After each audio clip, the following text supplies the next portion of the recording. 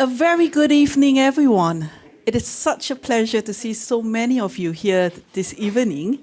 A very warm welcome to UCL Institute of Education, Professor Will Lecture. I am Professor Lin Ang, Pro-Director and Vice Dean Research at the Institute of Education, and I'm delighted to have this privilege to chair this event. So thank you very much, each and every one of you, for joining us, whether you're here in person or online. Now, this evening's lecture is entitled Healthy Longevity in the 21st Century, a Cross-Generational Life Course Perspective. Our speaker, our esteemed speaker this evening is George Ploubidis, Professor of Population Health and Statistics based at IOE's Social Research Institute and Director of two of the nation's birth cohort studies hosted by IOE Center for Longitudinal Studies, CLS, the 1958 National Child Development Study and the 1970 British Cohort Study. Now, George joined the Center for Longitudinal Studies in 2014 as the center's chief statistician, and in 2016, he became CLS inaugural Director of Research. He is also a multidisciplinary quantitative social scientist and a longitudinal survey methodologist. George's research interests relates to socioeconomic and demographic determinants of health over the life course and the mechanisms that underlie generational differences in health, well-being, and mortality. His methodological work tackles complex aspects such as missing data, causal inference in observational longitudinal data, and measurements in population surveys. As with many health and social researchers, the COVID pandemic is very much reflected in George's portfolio of research. He currently leads the society and health theme of the COVID-19 longitudinal health and well-being national core study. Now, alongside this, George's wider research continues to feature in many, many media reports, which I'm sure many of you would have come across, including, among other topics, midlife mental health of Generation X's, baby boomers, multi-morbidity, and the impact of relationship status on health. Now, there isn't time here for me to mention every project and every detail of George's outstanding career, but of course I can assure you that his long list of research contributions is simply impressive. Now, I should add, when George and I met to prepare for this lecture, I mentioned how impressed I was by his very accomplished academic career. And George was very quick to respond, but I do have a life outside academia, which I hope we all do.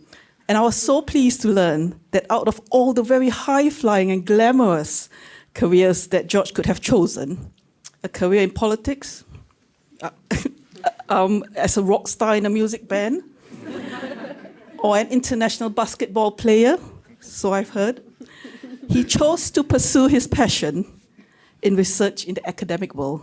And aren't we lucky? And I'm so thrilled that he did, as I'm sure you would all agree. So George, we are absolutely delighted to be here today to celebrate your incredible achievements. Please may I invite Professor George Ploubidis to present the lecture.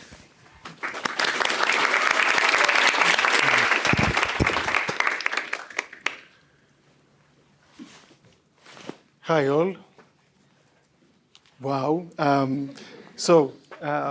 Thank you so much for the people here in the room and everybody watching online. And thank you, of course, Lynn, for the amazing, amazing introduction. Thank you so much. We have been trying to do this for a few years now. I became professor at UCL in 2016, 7 years ago.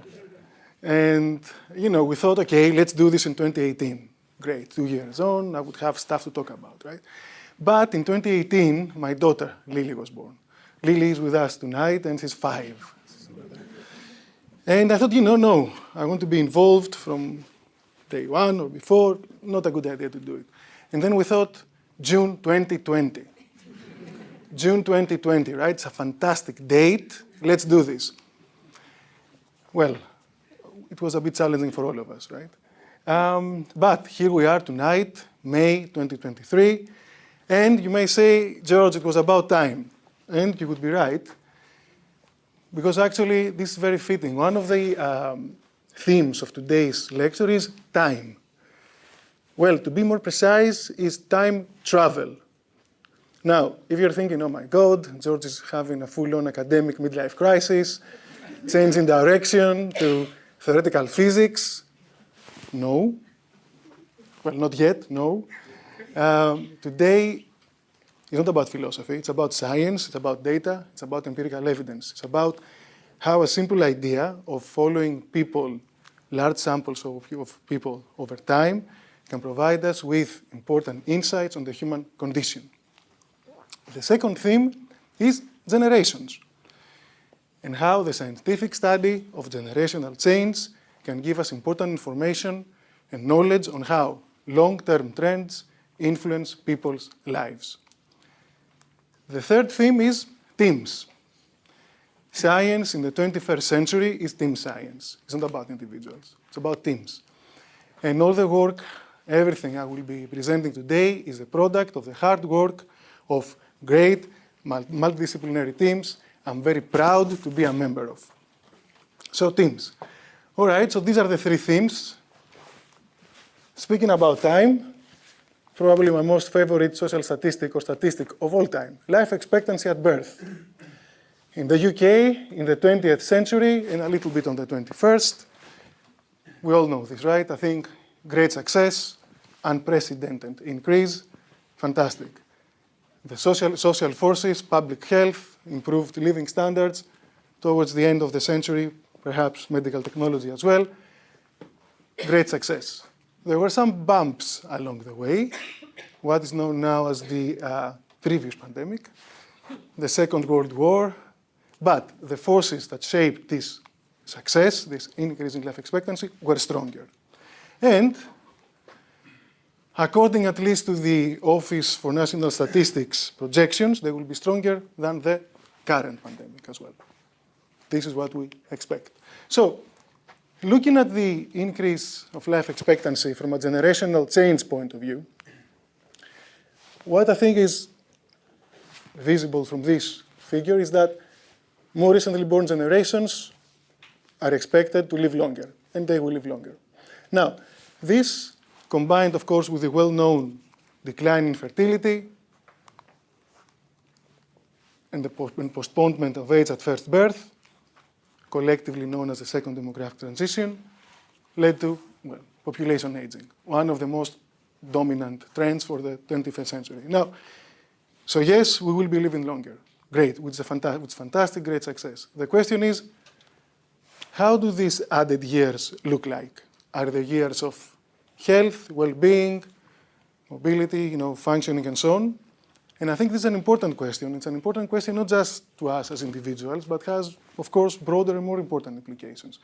Implications about the healthcare system, the labor market, and so on. So we have been doing such work, and I will give you some examples of that work, when we're simply trying to answer what I think, at least, is an important question. Yes, younger generations are expected to live longer, fine. But are they healthier? And this is important, because if they're not, there are some consequences, some trends there. So this is one example of a paper we did a couple of years ago. Simply on this paper, we used a survey called the Health Survey for England, also housed here at UCL, really great survey. It's a survey that samples people, different people, every year. It's not longitudinal, doesn't follow people over time. So we took 20 years of data, we grouped them into generations, we statistically adjusted for age differences, and we simply asked the question, are more recently born generations healthier or not? Now, when we compare generations, the health of generations, there are really three directions of travel. Worse health means younger generations have worse health, as you look on the right, which means younger generations live longer, but they also spend more years in poor health. We don't want that. This confirms a theory called expansion of morbidity. Simply means the years with poor health expand. We don't want that. We don't want to see anything appearing here. What we want, actually, is on the other end, is better health. So younger generations have better health, which means Yes, we live longer, fantastic, but we also spend less years in poor health compared to previous generations. And this confirms a theory called compression of morbidity. So the years of poor health compress. This is what we want, and this is the scenario actually that will lead to healthy longevity, which is the theme of today's talk. The third scenario, the third direction is actually, well, if nothing appears on the left or right, it means that generations, younger and older generations, have more or less the same health. So there is a dynamic equilibrium. It's not as bad, of course, as worse health, but it's not as great as better health, because younger generations will be living longer, but spending the same number of years in poor health. So, okay, we want to see a lot of bars appearing there on the left-hand side. So what did we find? By the way, just to mention that in this study, we benefited from health outcomes being self-reported, but also measured by biomarkers. For example, diabetes is one of them. So what do we find?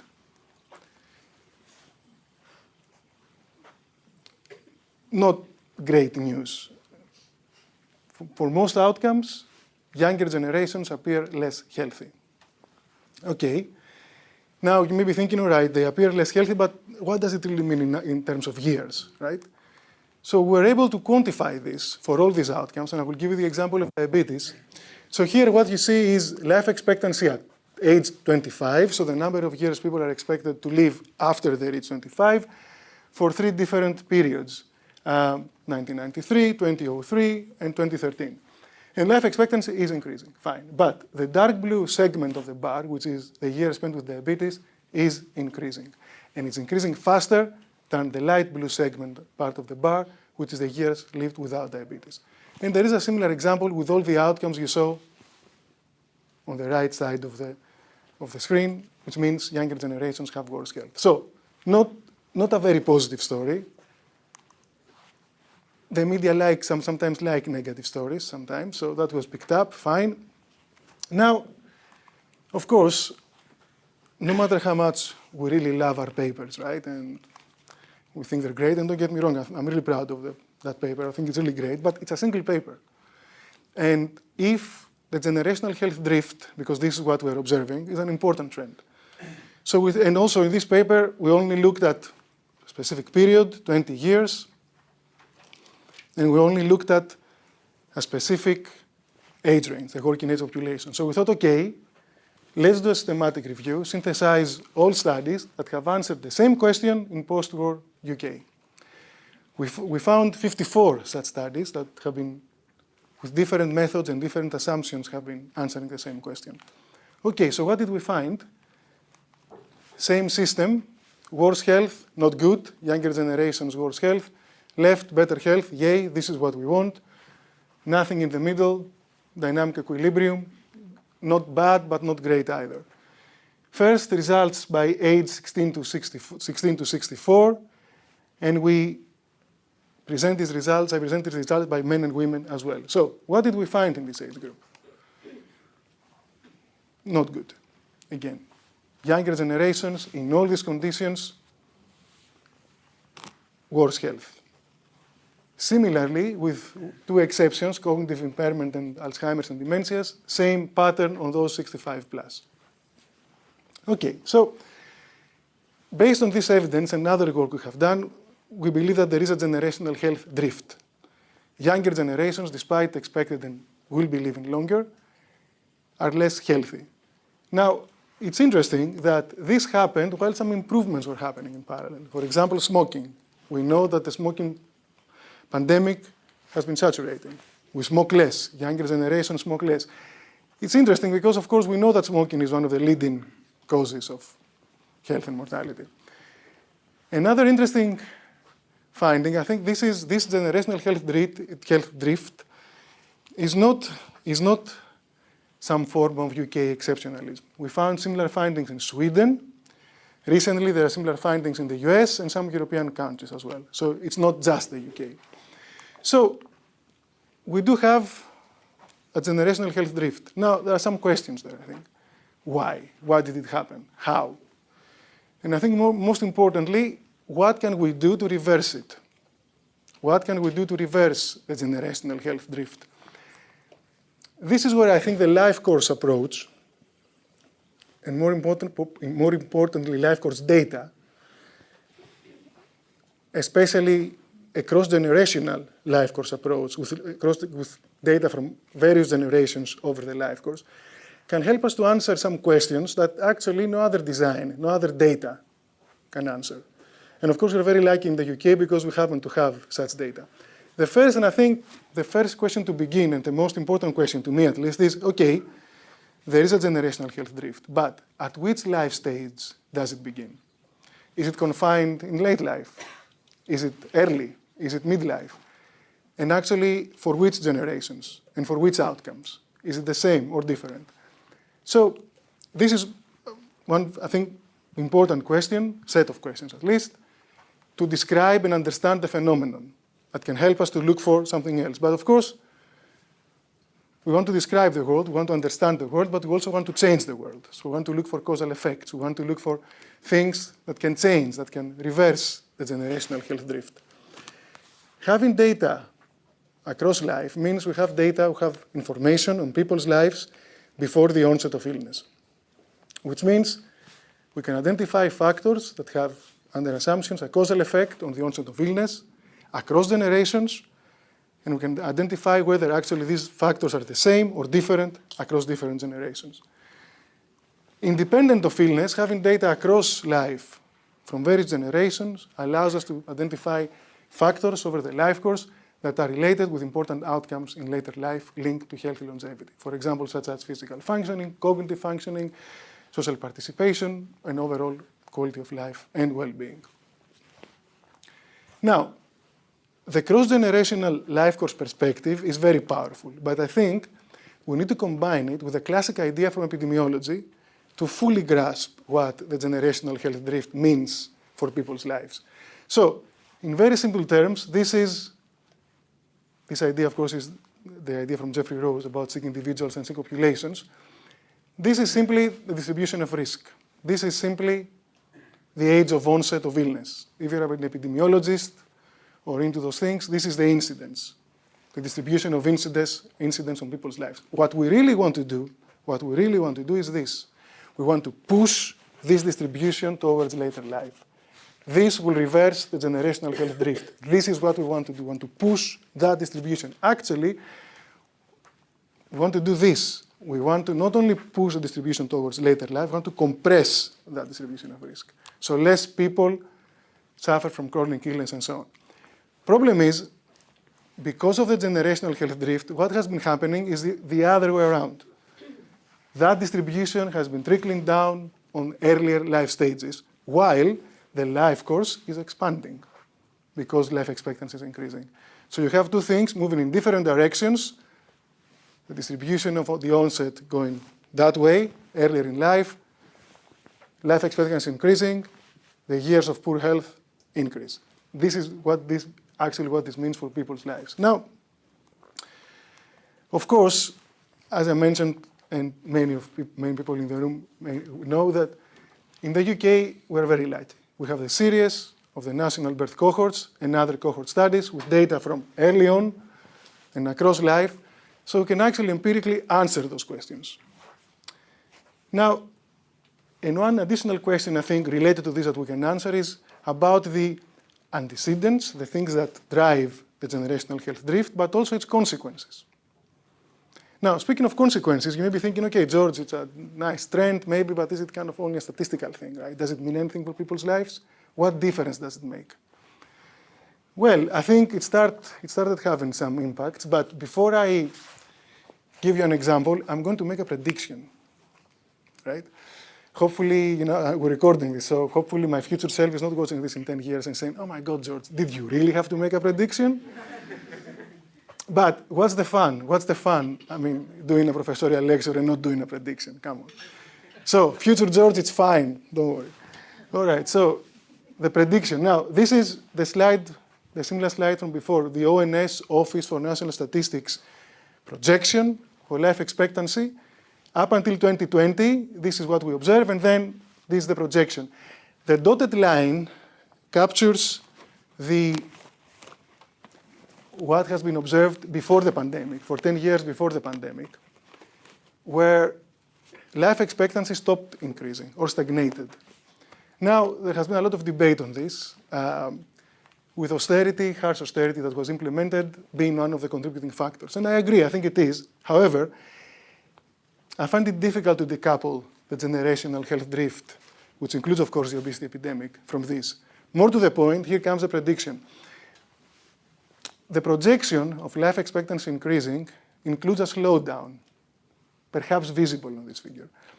Slowdown meaning that life expectancy will not increase as much as it used to before 2010. If we don't reverse the generational health drift or mitigate its impacts, I think the generational health drift will be a contributing factor to this. Will be a contributing factor to the slowdown of life expectancy or even stagnation. But for all of that, we need more data. We need more data. We'll wait and see, collect more data, and do empirical work and see whether the projection is, my prediction is correct or not. I have one example now, though, that I think is happening now as we speak. It's kind of now. It's not my last slide.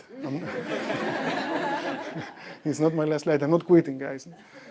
So you may have heard of the Great Resignation, which is a phenomenon, a trend, which has been observed. Well, it started being observed during the pandemic. It's the idea that people resign, quitting. Recently, in the UK,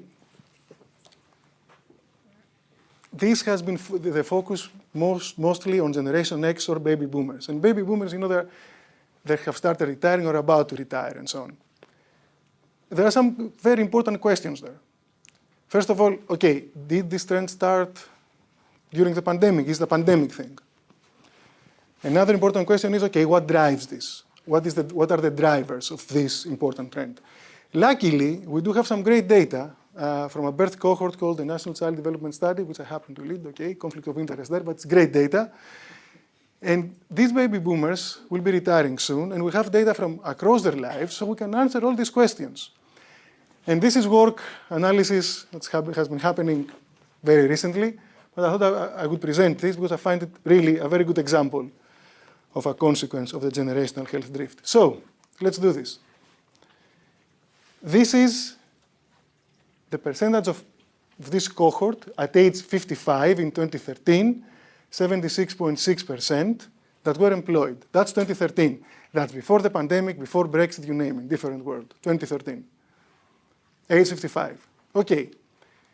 What happened to the same people at age 62, 7 years later, just before the pandemic? What happened? Let's take a silent guess for a second. If you're sitting next to Vanessa Moulton, who did the analysis, Vanessa, don't tell anyone. Okay, silent guess, yeah? We're on it? Yeah. When we saw this for the first time, I said we couldn't believe it. We thought, okay, there's something there. Let's do the analysis. No, actually, this is it. So this already gives us one important answer, that this trend, the Great Resignation, hasn't started because of the pandemic. It has been happening before the pandemic. Now, okay, what happened during the pandemic? Yes, it continued. Now, the statisticians and the modelers in the room, if you want to fit some curves over there and say, okay, it has been accelerated a little bit and so on, yeah, right, maybe. But actually, it's a phenomenon that started before the pandemic and continued during the pandemic. Now, what drives this? And that's important. Well, there is a story of socioeconomic advantage there. People from cohort members, participants from socioeconomic advantaged backgrounds in early life that had private pensions, also they were owners of the houses outright and relatively high income, choose to retire. This is one story there. Of course, remember, these are the people that will live longer and on average have better health. So there's a story of socioeconomic advantage there. But long-term illness in midlife, before age 55, is also a contributing factor, mostly in men. Now, what this means is that the generational health drift in baby boomers brought the onset of long-term illness a bit earlier in life compared to previous generations. the silent generation, and so on. And that has started to have an impact on, in this case, economic activity. Now, when something has an impact on the economy, we hear about it, right? So I think we will be hearing more about it, but I think it's an interesting finding. But, okay, these are the baby boomers. Great. What about Generation X? How is the health of Generation X? What's happening with Generation X?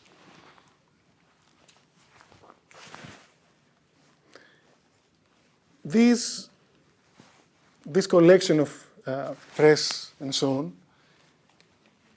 captures a lot of work we have been doing in the last 5 years, or a bit more actually, comparing the health of Generation X with baby boomers in midlife. Consistently, Generation X have worse health, either in physical health, things like obesity, mental health, and so on. There's one exception, which is hypertension, by the way. Aside of hypertension, in everything else, Generation X does worse. This has an important implication that the divergence between Generation X and the previous generation, the generational health drift, is present in midlife, which means it must have started somewhere earlier. And this is something that only the cohorts can tell us.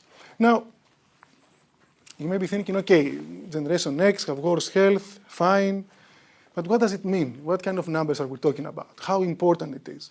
Well, we try to answer this question by looking at multimorbidity, which is an outcome which is very clinically relevant. It means having 2 long-term conditions, with one of them being, at least one of them, 2 or more long-term conditions, with at least one of them being a physical health condition. And on this paper, the first thing we wanted to do is to quantify how many people in midlife, in Generation X, at age 46, have multimorbidity. 1 in 3. It's 1 in 3. Which is quite a lot, I would say. It's a bit more than we expected. So 1 in 3. Now, yeah, there are a bit more headlines there and so on, but I think this by itself, just the prevalence, that's this number, that 1 in 3 have multimorbidity, has some implications, and has some implications, I think, for prevention. The NHS health check is available as we speak to those 40 plus. Now, if we know that in midlife, 1 in 3 people have multimorbidity, maybe it's a good idea to bring this a little bit earlier, especially if the generational health drift will continue. Now, of course, I'm not suggesting that because of a single paper we should change policy. Of course not. But at least, I think because this is this is the best estimate we can have in the country for multimorbidity in midlife. That's the largest sample we have. At least we can have a dialogue about it. We can start having a dialogue about this. However, prevention is great, fantastic, but I want to do more. I don't want to just do prevention. Remember, we want to change the world. We want to look for factors that drive the age of onset of illness and change them, intervene. And you know what? The remarkable data we have from the birth cohorts allow us to do this, and they allow us to travel back in time, go back in early life at birth, or generally on early life, and find out whether some modifiable factors are actually linked with multimorbidity risk in midlife. And we did this in this paper, and I will give you some examples of what we found. So first of all, this is parental social class at birth in 1970, and multimorbidity risk 46 years later. Social class, professional, the more advantaged social class, to the more disadvantaged, to those unskilled. Anything you see from the red line on the right means more risk of multimorbidity 46 years later. So this is the social class of the father of the cohort member at birth. What you see there, you see a social gradient, which is a finding which is repeated not only in the cohorts but in other data sets as well. What I think is a stark finding is that those in the 2 more disadvantaged groups have 40% relatively more risk for multimorbidity in midlife 46 years later. So that finding, I think, gives us some ideas where to look for. Inequalities is one good example. We looked at other factors, affective symptoms at age 16, they increase the risk of multimorbidity, ditto for body mass index at age 10. but cognitive ability is a protective factor. So these findings give us some idea of where we can look at in present generations to do more science, and indeed we have similar findings, I think we do, and intervene, improve health, push back the distribution of risk, and so on. So far, the examples I gave were most or all of the outcomes I have presented work on were physical health outcomes. But of course, we know that there is no health without mental health. And in the birth cohorts, we have been doing a lot of work on mental health. Not we, not just me, but there is a huge tradition of great work on mental health in the cohorts for many, many years. I will start with some recent work highlighting secular trends in early life mental health, comparing mental health in adolescents at age 16. So, this is emotional problems at age 16 in 4 different generations. This reported by the mothers. And I think you can see there a very clear trend. Baby boomers, Generation X, millennials, more or less on the same level, but Generation Z, there is a sharp increase. And this is a finding, that has been shown in other data sets too, although the unique contribution here is that we can go back in time and compare with various different generations up to baby boomers. Of course,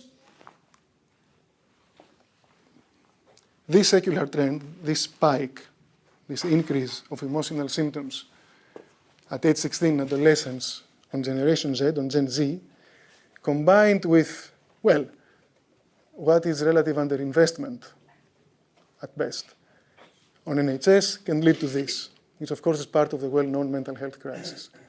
Now, of course, early life mental health is important in itself, right? And we should be intervening to improve early life mental health anyway, because it's an important outcome in itself. But when it comes to healthy longevity and taking the long view and later life, there is much more to it. A consistent finding, repeated time and again, in all these generations, is that early life mental health is linked with various outcomes in adulthood. Mental health, physical health, mortality, obesity, health behavior, but also employment, education, partnership status. So, and this is a very robust finding that we observe in all these generations. It is there.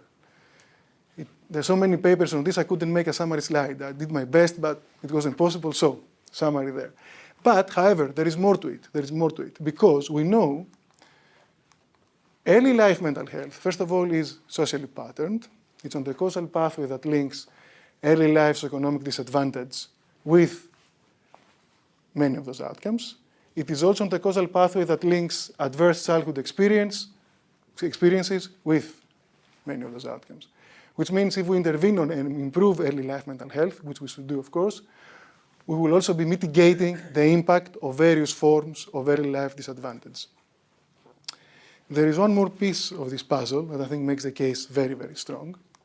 We know from recent work that the impact, and I'm using causal language on purpose here, the impact of early life mental health on adult outcomes is becoming stronger in more recent generations. In this case, Generation X compared to baby boomers. Taking all this information into account, I think there is a very strong case for early life mental health for improving early life mental health being one of the necessary conditions in order to achieve healthy longevity. By improving early life mental health, because we know it impacts all these outcomes in adulthood, we will be able to shift the distribution of risk, perhaps compress the distribution of risk as well, and achieve healthy longevity. However, of course, mental health is a lifelong journey. It's not just in early life. And we have been doing a lot of work on this. This is an example of one paper where we looked at psychological distress in adulthood. And this is 3 generations, 2 generations of baby boomers.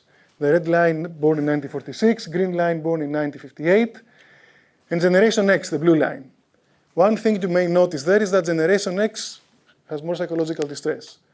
So there is a generational health drift there.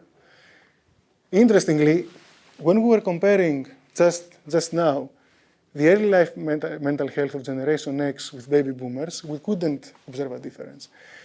So something happened between age 16 and age 25 or so there. So there is a generational health trend over there, mental health trend in this case, but perhaps you have already observed this.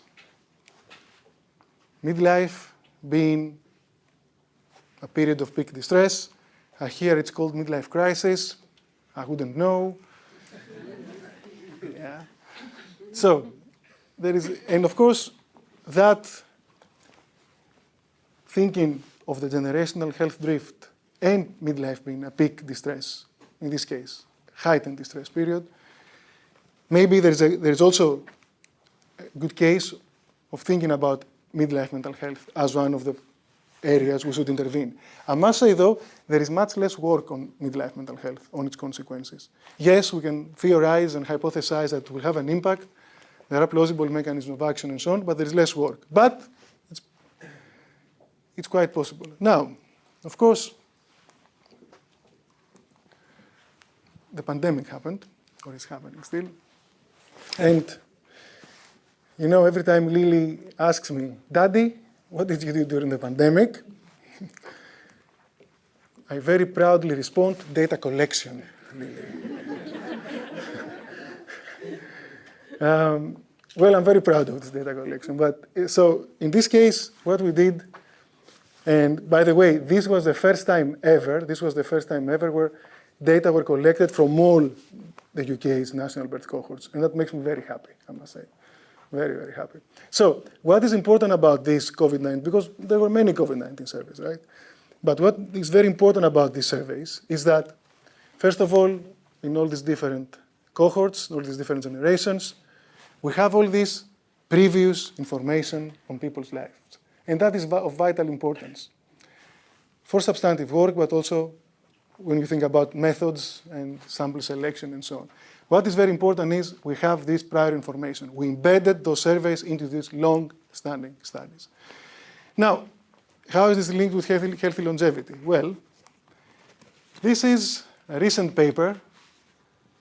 In a sense, it's the follow-up paper from the one I just presented on the trajectories of psychological distress, where we brought in the pandemic information and want to find out what happens on those long-term trajectories of psychological distress. It's a bit of a dramatic headline. And by the way, forgot to mention, the tigers have nothing to do with the paper. but I think they look cool. And also, you know, they may soften the blow or something, but yeah, it's so second midlife crisis. Okay. Now, 3 generations. Yellow line, Generation X. Blue line, baby boomers born in 1946. Green line, baby boomers born in 1958. And the dotted line denotes where the pandemic happened, really, when the pandemic happened. The x-axis has, you know, its calendar year. You see in all these 3 cohorts, all these 3 different generations, there is a spike. There is an increase. Now, the fact that we have all this information across life allows us to see two things really there. First of all, that yes, there is a spike, but this spike either equaled or surpassed the previous high point, which was in midlife. Furthermore, this spike also disrupted the ongoing trend. It wasn't where things were going. Of course, we don't have another planet, a counterfactual planet, where the pandemic didn't happen, so we can be certain, but 3 generations, period effect during the pandemic, and the spike surpassed the previous peak, and it disrupted the previous trend. The inference, the best explanation, at least to me and the great team we work together, is that this is because of the pandemic. The pandemic disrupted long-term trends in psychological distress.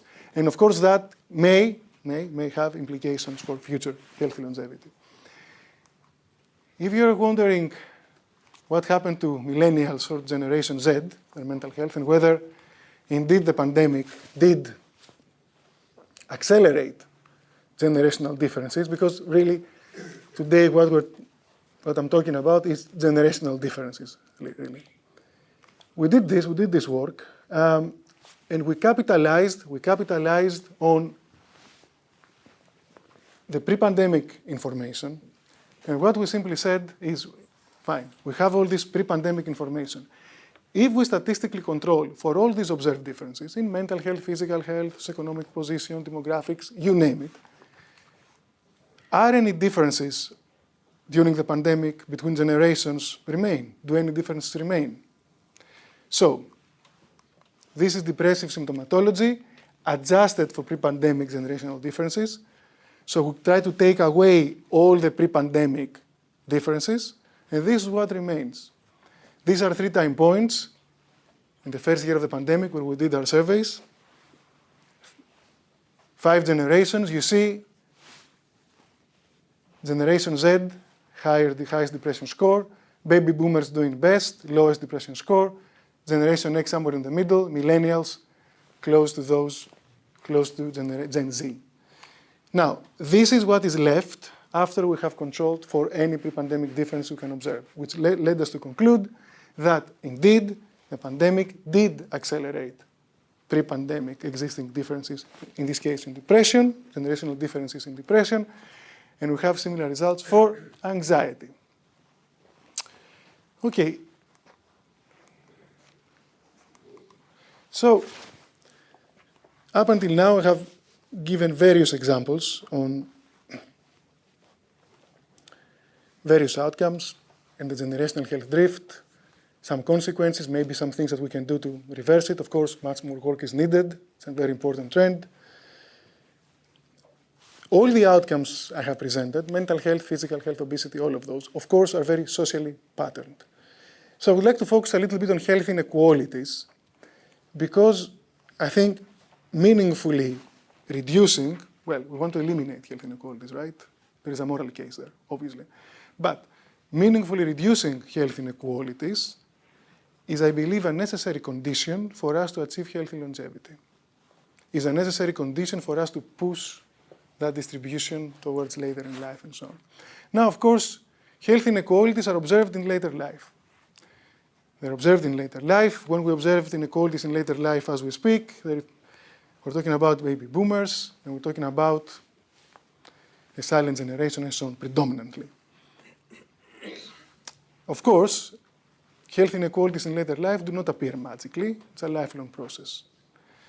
So I think it's a good idea to see, okay, what happens, how is the state of health inequalities in the most recent generation that are starting their adult years, Generation Z. So I'm going to give you a couple of examples. This one is from the Deaton review. It's this is a sweeping analysis of inequalities and so on, but there is one example that stands out for me. So this is inequalities in cognitive development in Generation Z, born in the year 2000, at age 3. And this is the percentage in the top quintile of cognitive attainment. Now, we present this by various characteristics, either the cohort member or their parents.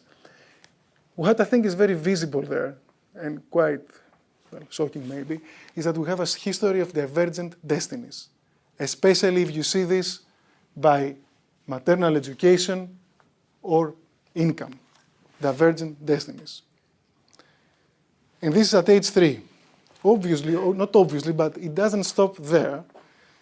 We did a recent paper looking at adverse outcomes, health and educational outcomes, at age 17. Same generation, Generation Z, but age 17. So, these are the 5 outcomes: psychological distress, obesity, poor academic achievement, poor health, and smoking. And we look at those individually, but also how they cluster together. Now, and we look at them by income. Highest income, which is the reference group, towards lowest income, the most advantaged income status, let's say. Now, if you look at individual outcomes, all of them socially patterned, poor academic achievement the worst one, the most socially patterned, with, of course, those with lower income gradually doing worse, having more risk for all of those outcomes. But in life, sometimes things group together. It's not just one thing. And when we do this, and for example, when we look at participants having 4 or 5 of those outcomes, the social patterning is, well, stark. Those in the lowest 20% of income are 12 times more likely to have 4 or 5 of those adverse outcomes. So health inequalities are stubborn. They haven't gone away. They're still there in this generation, in previous generations, and so on. And you know, that has led a lot of thinkers across the years to declare that the welfare state is a failure, has failed. The welfare state has failed. Because it hasn't eradicated poverty, because look at this, I mean, come on, of course. And this is not just, of course, in the UK, we observe inequalities everywhere in the world, and so on, even in places where you don't expect inequalities, but there are. So there is this thinking that the welfare state has failed. I see the glass half full, although I sympathize with the view. I see the glass half full. And I see the glass half full because I think what the welfare state has been doing in the last 20 or 30 years or so, 40 maybe, is playing a catch-up game with forces that exacerbate inequalities, and then the welfare state comes in and tries to mitigate and, you know, make inequalities less wide, you know, kind of narrow it down. It tries to narrow down inequalities. One good example of this, of some state intervention that did this, is during crisis. And 3 years ago, exactly 3 years ago, we were just about to go out of the first lockdown, I think, end of May, more or less. So at that time, 1 in 6 people in this country were on the furlough scheme. So the state was paying 80% of their salary of 1 in 6 people. And the furlough scheme was a great success, economically, in the sense that it protected people's incomes. But it also protected population health, because it helped and inequalities did not exacerbate. One example is from this work when we looked at various social and mental and social well-being outcomes. We compared those furloughed to those in stable employment with those that lost their job and those in stable unemployment before and during the pandemic. What you see there is those furloughed, yes, have a bit more risk compared to those that were working, so furlough wasn't as good as work, but they have much less risk of any of those outcomes, adverse outcomes, compared to those that lost their jobs or to those that were in stable unemployment. So a massive state intervention, in this case, helped, and inequalities weren't further exacerbated. Great. You may tell me, fantastic, let's do this in times, let's do more of that. Let's bring in more welfare state. And I would say, yeah, fine, okay, great, we should do that. We need more efficient welfare state. But I'm a little bit pessimistic, I must say. I'm a little bit pessimistic. And you know, being pessimistic, for those that know me, it's not exactly me. Yeah, so I'm a bit pessimistic. Why? I'm a bit pessimistic because actually of one of the most consistent, robust findings from the birth cohorts. One of the most consistent findings. Well, early life matters. Who shapes our early life? Our parents. And it's not only our early life, our parents' have a profound influence on what happens to us across adulthood. Why? Well, they bring in all these dimensions of influence. Their job, the social class, of course, their education, income, wealth, housing wealth. Yeah, very important in this country and elsewhere, housing wealth. How big is the house we live, which is related, in which area is the house we live. It doesn't stop there. Their social capital, and of course their cultural capital. All these dimensions. And of course, because today we're talking about health and healthy longevity, and this is about health inequalities, you know, our parents share with us their genes as well. And depending on the health outcome of interest, genes may also have some additional contribution to what happens to us later on. Of course, in addition to the dominant impact of all the social, economic, and environmental dimensions I mentioned. So the family, our parents, have a profound influence across life. And the welfare state comes in and tries to weaken that link. That's what it does, really. It tries to weaken that link, to give people equal opportunities. It tries to weaken the link. This is where I'm a bit pessimistic. I'm not sure actually that the welfare state by itself will deliver on that. I think it needs something extra, some extra oomph maybe, some help. Well, what I think we need is a new social contract for the 21st century. A social contract that recognizes the idea of the common good as a central component on how we allocate resources. How we allocate material resources, but also status and esteem. The idea of the common good is not bounded by traditional distinctions between the state and free markets. It's universal. It's about how we produce economic output in mixed economies with the state and free markets, and it has implications for important challenges in the 21st century. Not just population aging, but climate change, and of course, our ability to harness the power of artificial intelligence for the common good. I have no dilemmas about the common good as being something very, very important that we need to bring in if we want to meaningfully reduce inequality, in this case, health inequalities, and maybe eliminate health inequalities and inequalities in general. But I will share with you a couple of dilemmas I had while I was preparing this presentation. It was difficult. This started with 186 slides. Good fun. And there were very many dilemmas. I know a lot of people in the audience here today in the room and online perhaps expecting to talk about methods. And I thought, good idea. I will talk about my manifesto for causal inference in observational data. I have a manifesto. Or maybe should I talk about my theory of social change, the macro-social Markov chain? It's fitting, social change. But, all these dilemmas, there was one more complication, guys. One more complication. This guy. George from the past. So he's all right. I mean, one thing, he has a bit too much hair on his head, right? What's that about? Anyway, some of you knew him, so he was all right, and so on. Anyway, that's a photo 11 years ago. So he was, George from the past. He was attending a lot of professorial lectures from many people, right? And he was going there, and sometimes he was feeling a little bit anxious in the back, like, oh my God, how am I ever going to do this? And he promised to himself that if he ever gets to do a professorial lecture, he will talk a little bit about how he got here. So, I decided not to break his heart and keep the promise. So, in the words of David Byrne of the Mighty Talking Heads, how did I get here? The origin story.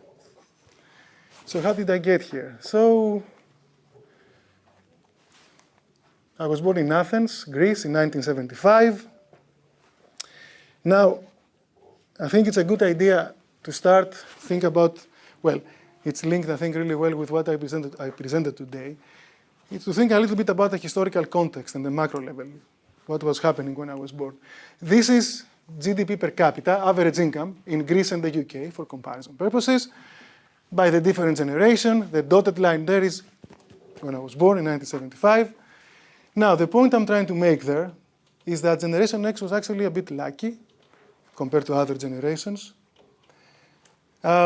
Greece, for example, compared to baby boomers and the silent generation before then, Greece was a poor country back then. And not relatively poor, there was poverty. Not only that, the Greek Civil War ended in 1949. Democracy was established, but to a large extent, it was democracy in name only. There was a lot of persecution of ideas and people, so they were turbulent times. They were really turbulent times. So opportunities were much less. For baby boomers and the silent generation. But in 1974, a year before I was born, democracy was established in Greece. And since then, you know, it's the most long-lasting democracy we ever had. Stable, which is good for everybody and for Generation X. More to the point, in 1980, Greece became a full member of what was then known as the European Community, which was a very good thing for Greece, if you ask me. And in 1981, a progressive, democratic socialist party was elected, and Greece began to modernize. And all of that was very good for Generation X. That was great. Certainly, Generation X, we had on average many more opportunities compared to baby boomers and the silent generation.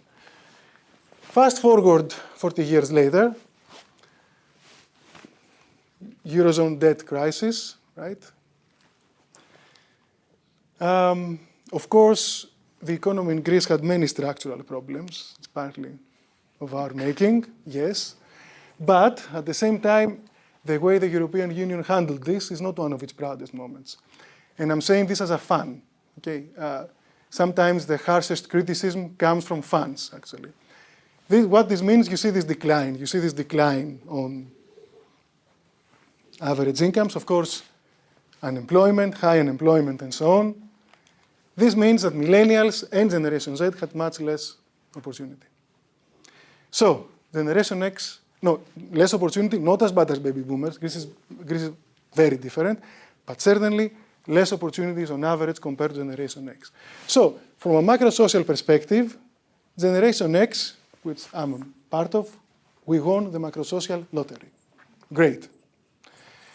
But what about my life? What about the life course, right? The thing I'm preaching here today. What about, you know, my life? So, as I said, I was born in Athens in 1975. I grew up in the west suburbs of Athens. For those of you not familiar with the social geography of Athens back then, these were the working class suburbs. They have been gentrified since. They will be gentrified more now. The tube is coming, guys. Very good. I attended state schools in the area. Now, all the way. Now, if you're thinking this is a story of disadvantage, it's not really. It's a story of relative advantage. Because my parents, both of them highly educated, with very good jobs, well paid, but most importantly, loving, caring, supportive, all the way through. All the way through. Not only that, I have an extended family watching online. Hi, guys. All of them very supportive, caring, loving, and so on. That extended family includes various academics as well in Greece. So the point here is, from a macro-social, macro perspective, and in my own start in life, I was very lucky. All these things I just mentioned create a profound influence on what has happened to me, but have nothing to do with my abilities, have nothing to do with me. I was just there. I was born into it. It just happened. I was born in Greece in 1975, in a specific family, and actually both things actually work really well for me. Very lucky. I will move on to much more recent times very swiftly, very swiftly. I promise you I will not bore you with my life story. No fear, no fear. But before I do that, please allow me a moment to do this, to thank my parents. Please allow me to do this, to thank my parents. So I will start with my dad. I will start with my dad because he left this planet 11 years ago. So this is my father, Vasilis Ploubidis. And this is my mom. My mom is here tonight with us. No?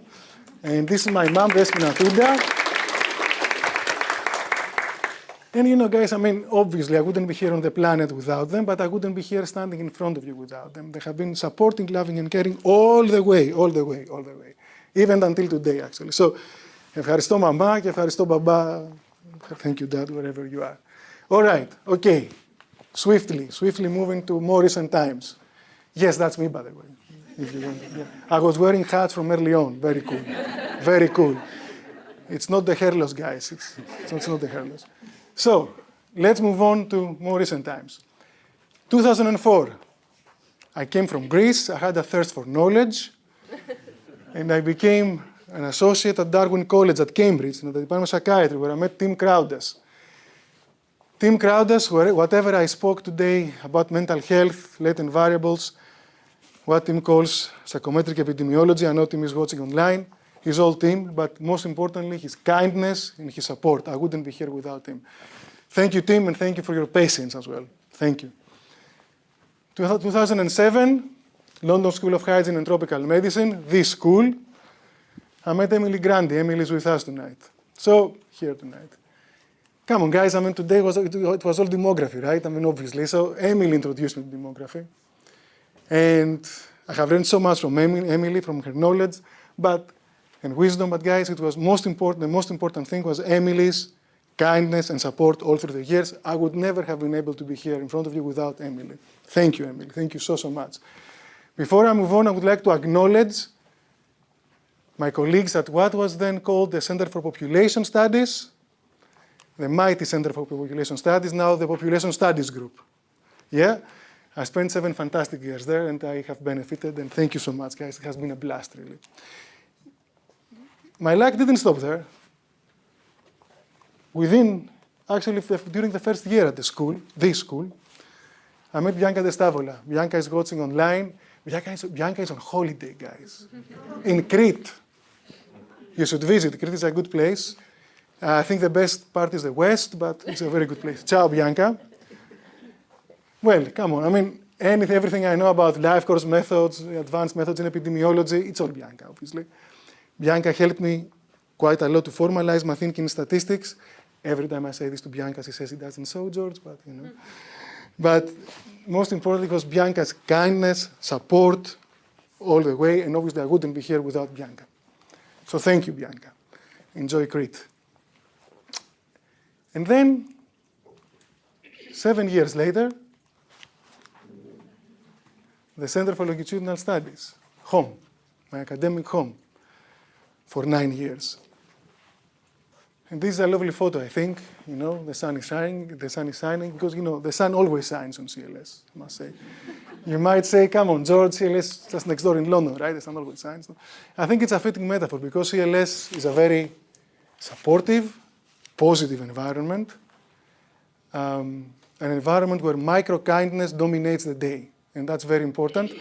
I have benefited immensely in those 9 years at CLS. It has been a blast. I would like to thank all my colleagues from all teams, research, operations, everybody, all my colleagues, many of you are here tonight. I would like to thank all of you. I would never have been here without all my colleagues at CLS. It has been great, and I really, really hope that we continue to work to do this at CLS for many, many, many years to come. Okay, towards the end of the lecture, the main reason why I did this, kind of how did I get here, is really in case this is useful perhaps to early career researchers. And I can see a lot of early career researchers here, hopefully online, and thank you guys. That makes me really happy. And they're my 2 cents to early career researchers. I mean, probably you have noticed a common pattern there. There is a common pattern, positive environments, positive supportive environments. They can go a long way. If possible, try to find people that don't only care about the project at hand, but care about your aspirations, and they can act as mentors as well as line managers. I think that can go a long way. It has worked massively well for me. Positive environments. That's vastly important. The other thing I would like to say to early career researchers is how impressed I am by your work. I read a lot of papers, and not only people that work at CLS. You guys are amazing, of course. Not only at UCL. I read a lot of papers. That's one of the fun parts of the job, by the way, reading papers. Scientific publications. I'm so impressed by the work of early career researchers. I would never have been able to do such high quality work when I was an early career researcher myself. You guys are miles better than me, miles better than me. You can achieve all this and much more than this. You're great. Believe in yourselves. I know that we have our problems in academia recently. Maybe job security, or if I say job insecurity, maybe. But these are not features of the system. They are bugs. Let's fix them together. Let's do this. These are all my co-authors, the people I have published papers, book chapters, reports, everything with. Thank you all. I have learned so much from you. You have been amazing. I'm really sorry I didn't have the time to mention all those names, but you are there, and you will forever be there because this is recorded, so people will be looking at this GIF forever. I thought this is better. Thank you so much all. So, We're almost there, guys. We made it. We're almost there. Almost there. We're almost there. We're almost there. Thank you, Natasha. Almost there. We made it. So I would like to take a moment and thank the participants of the cohorts of all the studies. Without the generosity of the participants, the generosity with their time and their trust, we wouldn't be here. The contribution that the cohort participants have made to science is immeasurable. Thank you, huge thank you to the participants. We wouldn't be here without you. Huge thank you to the participants and the cohort members. We are here today because visionary colleagues in the past, some of them here in the room, took the long view for the common good and decided to collect data, longitudinal data across time. And of course, I think one of the messages of today's talk is that it's not really possible to do meaningful science for the present if we don't understand people's life stories and how these interact with long-term trends. And because we have in the UK this remarkable research, unique in the world, there's nowhere else. UK is actually #1 on this. True story. There's nowhere else that has this series of birth cohorts. Because of that, time has been on our side. But for time to continue to do so, we need to collect more data from the existing studies in the existing generations, and importantly, from future generations. New studies from future generations. I'm confident that if we do so, scientists of the future will be able to harness the power of longitudinal data, the sheer power of longitudinal data, and improve people's lives in the 21st century and beyond. You have been a wonderful audience here tonight and online. That's it from me. Thank you so much. Good night. Thank you. Thank you.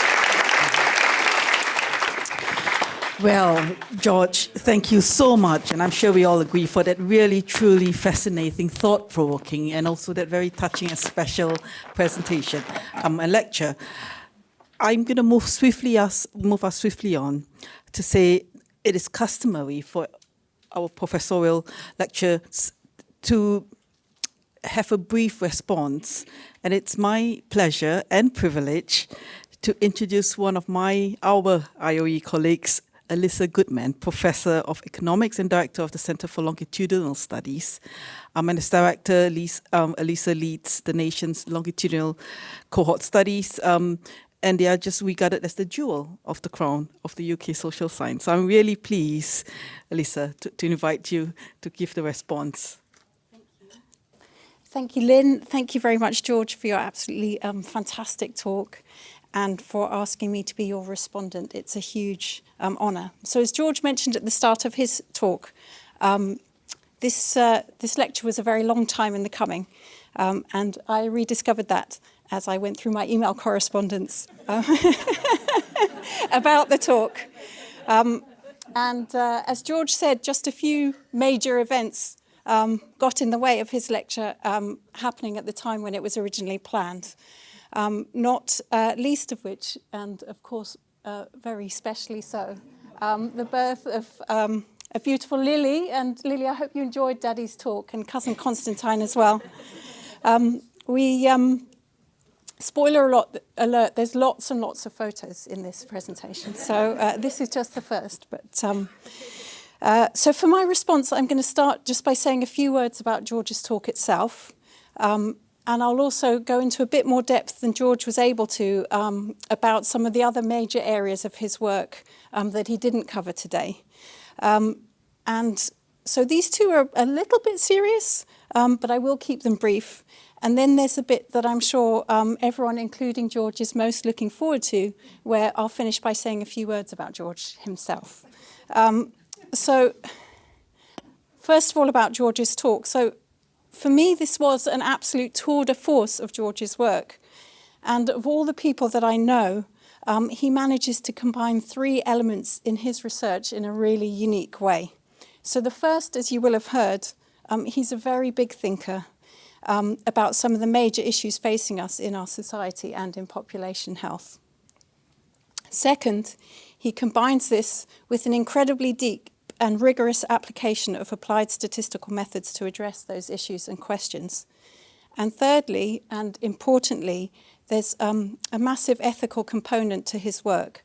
He's always thinking about social problems from the lens, as you heard, of changing the world, making things better, and also the lens of social justice and what I termed, before I heard his talk, in terms of collective responsibility, but you also heard him talking about the common good.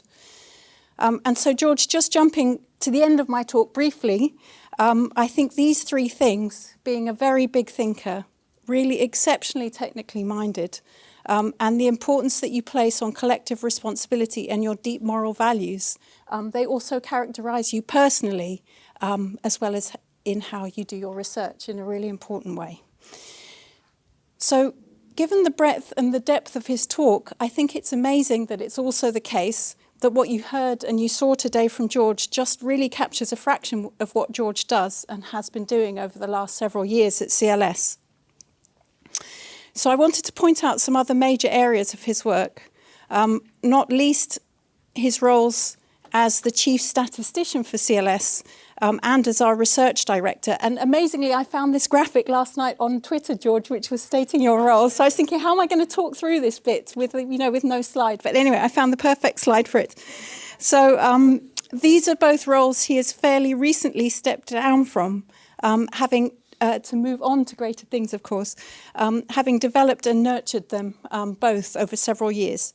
So as our research director for CLS, George developed the team from what was a small collection of researchers, mostly contracted to work on individual research projects, to a large, cohesive and collaborative team producing top-class interdisciplinary research, including many, as George has said, as collaborators on much of the research that George has spoken to you about this evening. So as chief statistician, George developed our applied statistical method strategy, which aims to reduce bias from the three major challenges in observational longitudinal data, namely causal inference, measurement error, and missing data. And he's published widely using the cohorts, demonstrating rigorous applications and real advances in each of these. So in his work on missing data, he's made an especially important contribution. So I'll just talk a little bit more about this. And here's reference to one of the seminal published papers from this work, here using the 1958 cohort, demonstrating how we can correct for missing data caused by attrition using the rich information collected over many years in the cohorts from before people dropped out. And so just to go into this a little bit further, and then I promise this will be the last sort of research, hard brain thinking research bit of the evening.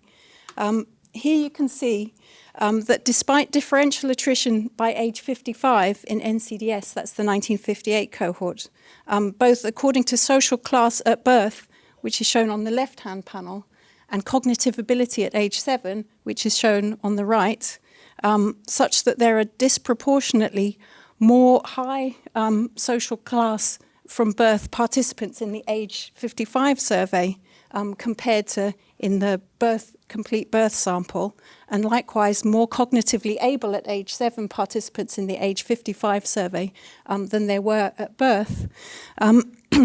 Once we've used careful and principled use of multiple imputation and other methods that make use of the rich observable data on the predictors of attrition, or other methods like inverse probability weighting, you can see here, thinking about multiple imputation from the column on the right, labeled MI, that we can restore the sample properties to their original composition on multiple observed dimensions. So his work gives great confidence in the ability to correct for the inevitable attrition in longitudinal studies and produce analyses that are representative of the original target, nationally representative populations that our cohorts capture. And that's incredibly important for the science of the studies going forwards. Okay, so for the next part of the talk, I'm going to move away from George's scientific contribution and to talk about George. So this is the bit I've been really looking forward to. So obviously being experts in CLS, in survey design and implementation, I didn't want to make inference about George just based only on a sample size of 1, i.e. myself. And so I enlisted the help of a number of current and former colleagues and friends through a short survey that I designed. So the first thing the first thing I asked for is 3 words you would use to describe George. Don't wince, George. It's all fine. So I said, trust me, George. So you have to trust me. Okay. So here you can see a word cloud of the results. So as well as some of the most popular words, generous, supportive, knowledgeable, fun, some of the more individual words also help to sum up George. Researcher, rock star, I think it's one of my favourites there. Jumpy, energetic, spirited being some of them. Anyway, I'll leave you to read the rest. And George, I just wanted to say, despite all the times you've told me how handsome and good looking you are, for some reason it didn't come up in the word cloud at all. Okay. So, huh? Hot, yeah, I know, but I know hot isn't about looks, is it? Hot is about, chemistry or something like that. Okay, so I also asked in my survey for anything else you would like to tell me about George. So George, the full results will be available to you. So this question was administered separately to UCL, just to do with the software. It was administered separately to UCL CLS colleagues and to those mainly his former colleagues and friends from outside of UCL. Okay, so and these word clouds group words together, so you can see more about sort of phrasings and not just individual words. So you can see from the UCL CLS colleagues a very important theme coming out there about CLS being very lucky to have George, which, of course, I echo. And from his longest-standing work colleagues and friends, you can see his passion for music and some of the other pursuits of his youth. Lynn mentioned already politics and basketball, which came out here. Also, his youth as an eyeliner-wearing goth, which some of you may already know. Okay, so as part of this survey, I also asked for you to send me pictures. And so linked very strongly to that, here we can see George in his youth and definitely wearing eyeliner in the picture on the top left. You can also see some of his strong musical influences and his rock star tendencies even today. So that's the broom he's holding there on the right, by the way, and not a guitar. Okay. So I also received from some very special photos of his friendships at LSHTM. There you go. And his trip to São Paulo in Brazil. I believe online we may have some listeners from São Paulo. I hope so. And next one here, it's striking how some of George's closest work friends show such a strong resemblance to him, including here in these pictures with colleagues Richard, Johannes, and Dario, all presenting a very similar vibe. Okay. So under George, the CLS research team has become very famous for hosting the legendary CLS Christmas parties in G20 and G03 of 55 to 59 Gordon Square. And here you can see George sporting some especially festive headwear. So last summer we had a 2-day away day for CLS colleagues at Cumberland Lodge. And here I wanted to point out the middle one on the top there. You can see George just about managing to get into the spirit of the very successful drum circle that we made. And finally, as George put up a picture from the wonderful event Planting Trees for the 50th birthdays, together with the study members of the BCS 70. And Lily, here you are again, together with Dad and Mum, so George's wife Nato, who's also deserves an important mention, as well as Mum. Finally, as well as doing the survey, I decided, as many people are doing nowadays, to find out whether ChatGPT could give me any hints and pointers about what to say about George. Okay, so spoiler alert. I would have to say that surveys definitely still win out over AI. You shall see that in a moment. And my prediction, if I may also make one, that in 10 years' time, they still will. Okay, so I started with the question, tell me more about George Ploubidis' Centre for Longitudinal Studies. Now notice this is absolutely true, I have to tell you. And notice I forgot to include the at the before CLS in the very first search I did. Okay, so very alarmingly, this is the response that I got. The George Ploubidis Centre for Longitudinal Studies, shall I read it out? Based at the University College London in the United Kingdom, so far so good. Okay, the centre was established in 2018 in honour of Professor George Ploubidis. This is absolutely true. So when I added at the, it actually gave quite a good description of you, George, which I haven't put up. But this was a renowned researcher, don't worry children, this didn't happen, who passed away in 2016.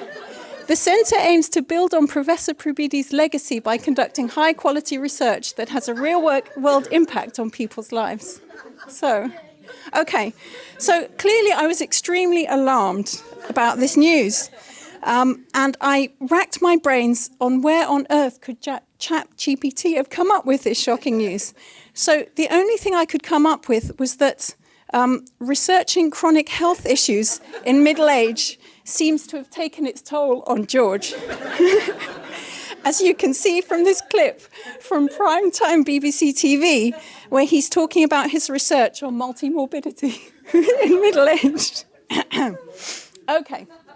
So, not yet deterred by the quirks of ChatGPT, I also wondered whether it could help me summarize the contents of George's talk. So I took the transcription of our recent Teams meeting between me and George, where he talked me through what he was planning to say in his lecture.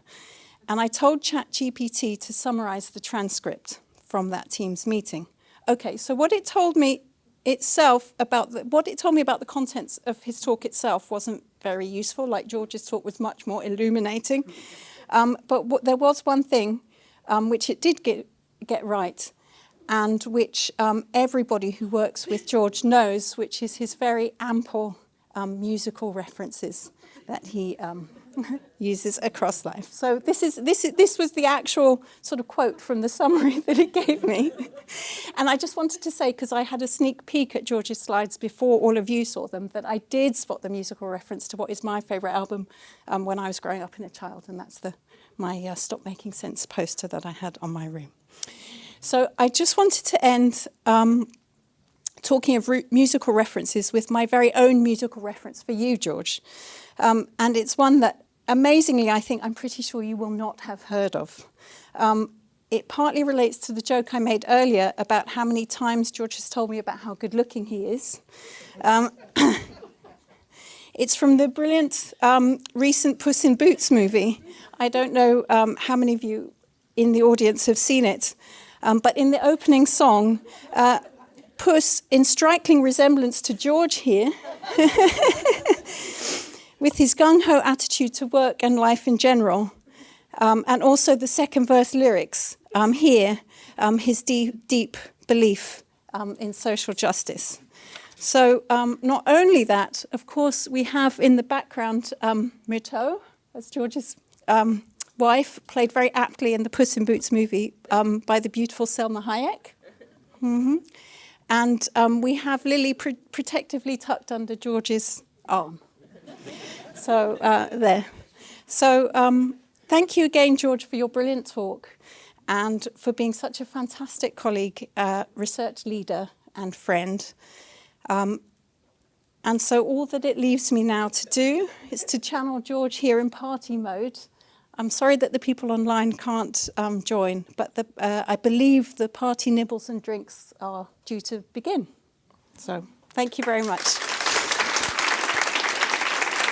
So I think that leaves very little for me to say, just to say a huge thanks to Elisa and, of course, to George for that wonderful lecture and for that very fitting and special response, Elisa. So this just leaves me to say a few words of appreciation. Thank you to everyone, to each and every one of you for being here, for a very successful professorial lecture. I thoroughly enjoyed it, and I'm sure all of us did, including those online. And this brings us to the end of our proceedings. Sadly, we must now say goodbye to our friends and online audience. And for those who are here in person, I think we all deserve a very proper toast to this evening's event. So let's continue the conversation over refreshments at the back of this room. Thank you.